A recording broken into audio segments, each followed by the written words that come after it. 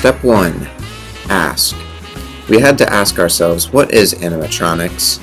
And we decided that animatronics was the technique of making and operating lifelike robots.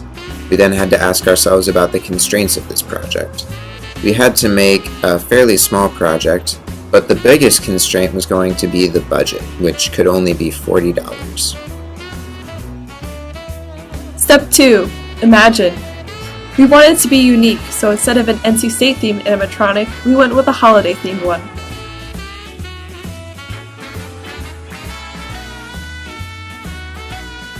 We also took a moving sculpture approach, a lifelike scene of Santa and his reindeers moving back and forth. Step 3. Plan. First we met and talked/sketched the design of the project. We are going to be building this from scratch.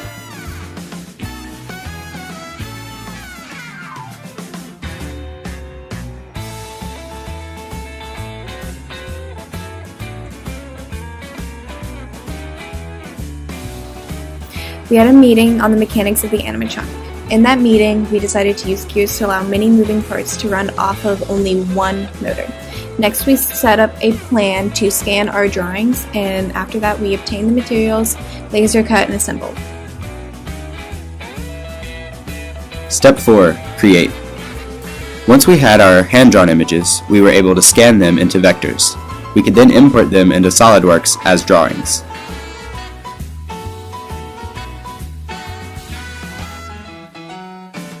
With these drawings, we were able to design the entire project in SOLIDWORKS in 3D. This allowed us to work out problems before actually making the final product.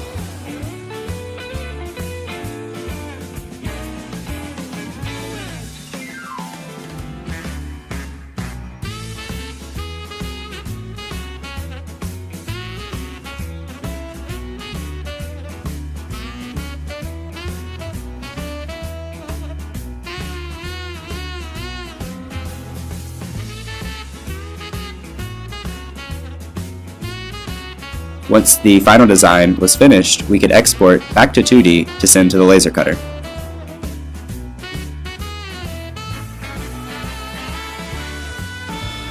When using a laser cutter to cut through wood, the laser simply follows the paths that are given to it in the file it receives.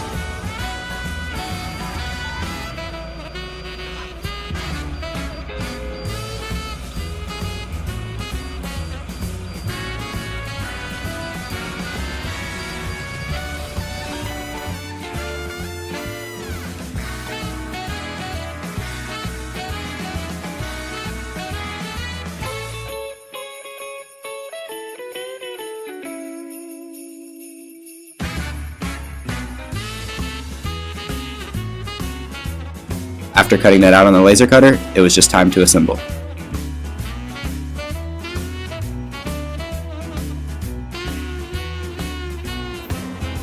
While everything fit together nicely in SOLIDWORKS, things didn't go as smoothly when putting it together once it was cut out. This will be discussed more later.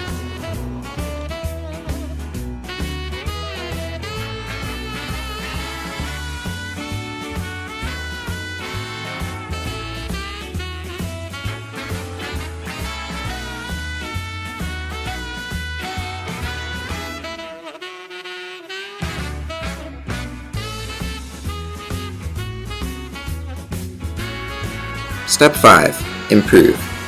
As we put all our pieces together, we realized that some of them didn't come out the way we wanted them, and so we had to go back and recut several parts.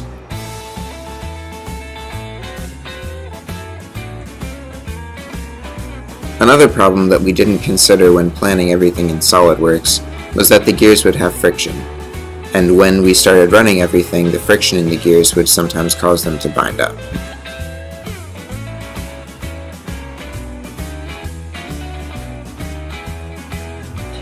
Design challenges. Our first design challenge was budget. We only had a budget of $40, so we chose to do wood over acrylic. The acrylic would have been super expensive considering that we cut a lot from the wood. Our second design challenge would be motors. We decided to use gears to make the whole thing run more efficiently since we only had one motor to use. And then our last design challenge and the most challenging of this the design challenges would be the gears binding up. So in our design, we did not consider in SolidWorks that the gears would have friction, and when we turned on the motor, we realized that one of the reindeer's legs was at fault. It turns out that the legs were screwed on too tight, and we needed them to be on looser so that the gears could move properly. What would we do differently if we had to do it over? If we could do this project over, we would definitely have started earlier. It was hard to sync all of our schedules together because we are busy freshmen, and we would try to meet more frequently for shorter times to get more work done. Advice to next year's freshmen: don't procrastinate, and definitely get involved in the university's free programs such as the Entrepreneurship Initiative Garage on Centennial Campus.